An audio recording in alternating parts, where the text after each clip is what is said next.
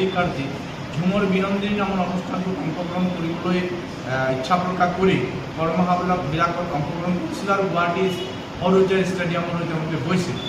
এই চূড়ান্ত যিটো অনুষ্ঠান সৰুসজাই ষ্টেডিয়ামত অনুষ্ঠিত হৈছিল, একমাত্ৰ লক্ষ্য আছিল যে ঝুমৰ বিনন্দিনী নামৰ অনুষ্ঠানৰ যোগেদি অসমৰ আদিবাসী চাহ জনগোষ্ঠীয় লোকসকলৰ এই যে সাংস্কৃতিক ধাৰাটোক বিশ্ব দৰবাৰত প্ৰতিষ্ঠিত কৰি Guinness books of world record স্থান দিব বুলি অসম চৰকাৰে বিভিন্ন সময়ত ঘোষণা কৰিছিল।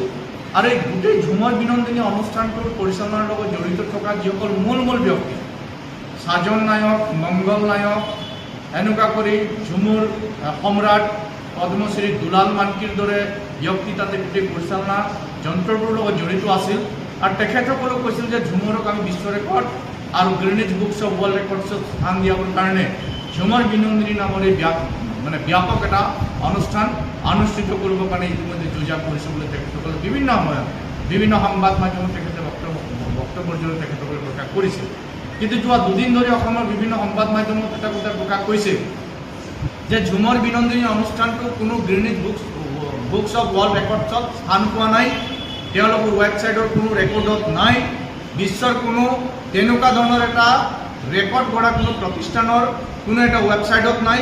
ই সম্পূৰ্ণ ফলছ এটা ভুৱা কথাত পৰিণত হৈছে। মুখ্যমন্ত্ৰীৰ